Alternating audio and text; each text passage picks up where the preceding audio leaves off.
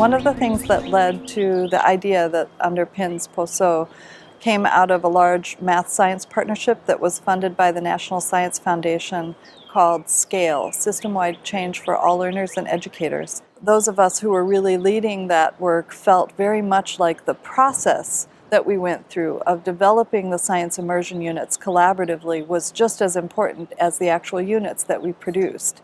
And here what I heard that the Stockbridge-Muncie people were doing struck me as being very similar, that it was the process that they were seeing as very powerful. What we proposed in POSOH was that the work that we would do would be place-based, so that's in the name, the idea that it's place-based opportunities for sustainable outcomes and high hopes. So we felt like it was very critical that the work that we do be constrained to an area that had shared economic, environmental, and sociocultural considerations. And then from that would emerge from the community what's important with regard to sustainability and bioenergy. I would say that underpinning our work are two fundamental things. One is a belief, a very strong commitment to the belief that the work needs to emerge from the community itself, rather than us prescribing some predetermined notion of what is best for the community. And that the process of grappling with what's important is important for the community and all involved, that's actually the learning process and helps to set the standard for what the expectations are for science education and what's valued in that community and kind of surrounding areas, the tribes in this case. And then the idea that we could take that framework and share that more broadly, and that the framework would be general enough that when it would be applied in other places, how it would actually play out would be specific to their place also.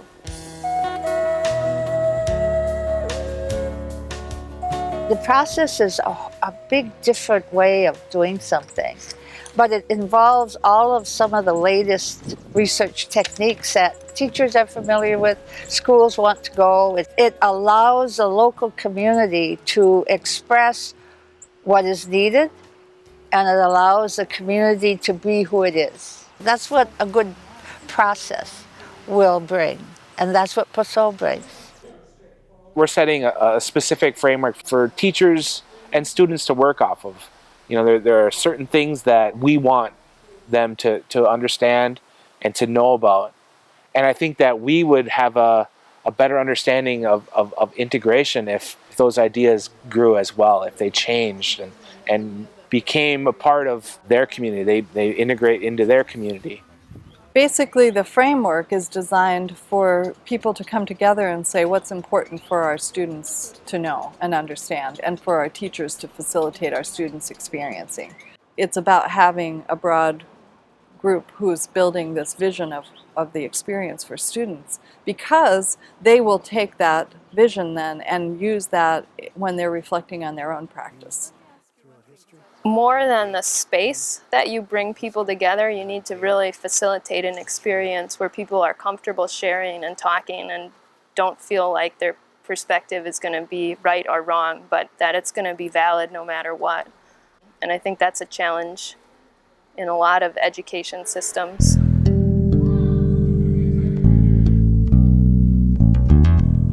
I believe that any student can learn better if we bring in ideas from their place. I think that's very valuable for the Native community because we're also bringing in aspects of their culture that can add to our instruction. This process could be used to do a whole school curriculum. If you were using this process to develop materials that could support learning in history and math and art and everything. I mean, we were trying to integrate art into science.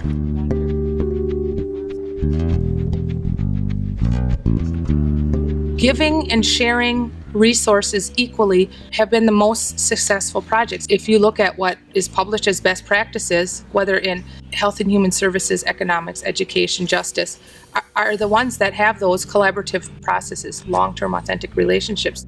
It's important you have diversity amongst not only the native, non-native collaborators, but when you get feedback that there's diversity, age diversity, gender diversity, level of education diversity, hardcore traditional elders versus maybe elected officials or teachers. When you look at this project alone, you look at the teachers that we brought in, you look at the administration we brought in, you look at the tribal leadership we brought in, you look at curriculum specialists that we brought in, you look at the scientists we brought in, and it's a huge circle of people that have interest, knowledge, and the desire to increase knowledge of students. Utilizing tribal elders, utilizing multiple tribes to impact the education that we're creating. I think the success rate is there for this to be a curriculum that stands the test of time. I think it's been a real stark difference when we first got together the first year with the design team.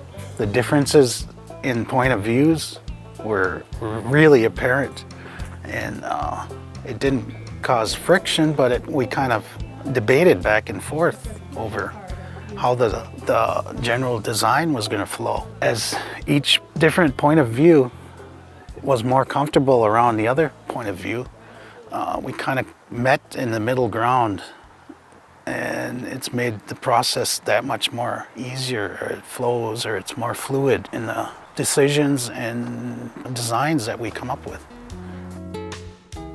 I am a firm believer in boundary crossers and the value in boundary crossers and the value in communication.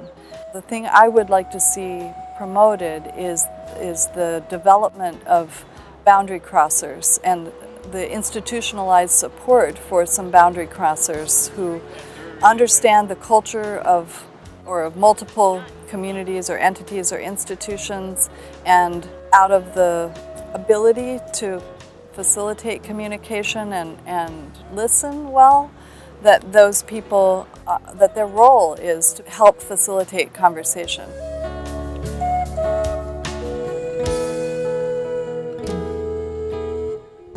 Our culture, our cultural ideas, our cultural knowledge has value to not just the people that are teaching them in our school district, but to other people now. POSOH Project is going into other communities, and I think we need to have our students be able to see that our cultural ways are of value to other people as well. And I think that would make a change. It would give our students pride in who we are and how we became who we are and how we are going to be moving into the future. Every community and society and culture has a certain perspective. Native perspective hasn't necessarily been well represented in the education system, and so there is a lot to learn.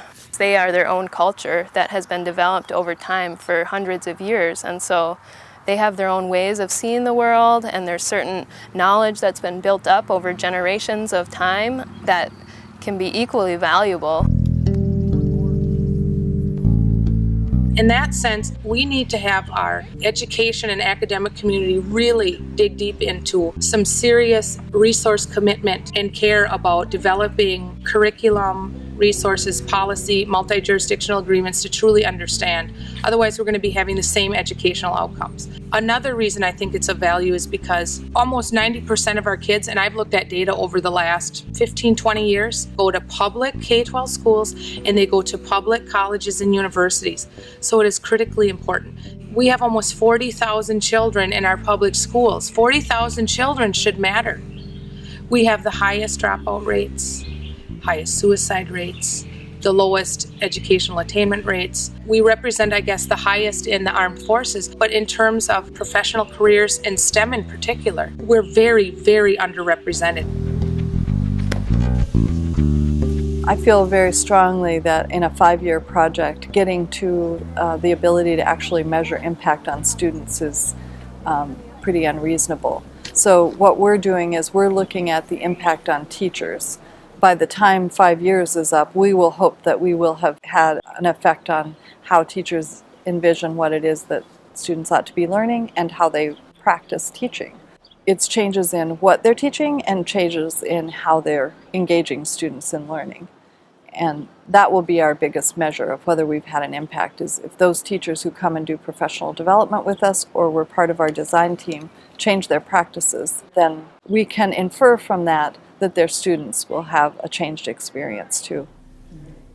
Expanding the capacity that has been established by the leadership team and developed through the professional development meetings and the design team institutes, individual one-on-one meetings, I think those are the things, those instances, those gatherings have shown to me that there are people with really good hearts involved in this project. The capacity that is brought building that kind of relationship can be spilled over into other tribal communities. Because I think this is a great project for any culture. For kids, there's so many different backgrounds, and if this local area, if we can develop different sets of curricula that can bring in all those cultures, I think it's going to be so much more engaging for the kids to learn.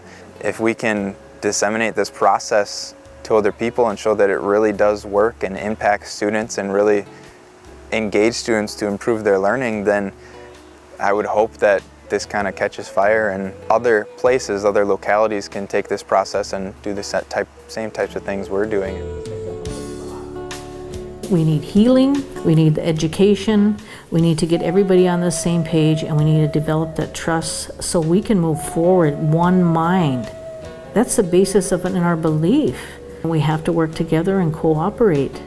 I'm hoping that from the UW system that they can continue to facilitate this dialogue and to keep it going from now into the future. I really hope that this process is emulated. I hope that we can take what we've learned from this process and make it happen in other ways. I hope that these units that are being created are being used in our schools in our local area, and that they're doing a good job teaching them and seeing the student engagement level increase. And this is a great process that'll do that. I really hope that our ideas and the framework that we're laying down and the curriculum that we've been creating is embraced and will become a model for other ways. Like I said, math, other sciences, and language. The POSOH Project, the design concept is excellent at first step at changing the attitudes, the acceptance of a non-linear point of view of the environment. You know, I truly believe that's why I'm so honored to be a part of this project. And especially after... I'm glad to see in Oneida that the 7th grade unit is being taught for a second time, and the teacher has agreed to teach every year the same curriculum because he's seen the changes and the engagement of the students increase by using the curriculum. So I hope that this process happens with other subjects beyond just science, and that this process happens to include more people, you know, based on whichever subject is at the heart of it. And I hope that UW-Madison continues to have a good relationship with all the tribal institutions that are at the table and all the elementary schools even, so that there can be a really quick partnership and quick lines of communications. I think the strength and opportunity of this process in the future is that we have done a good job of documenting what we have done sufficiently that I think other communities could look at what we will collaboratively write up to explain what we've done, and then they'll be able to learn from that and customize it to be able to use in their own communities.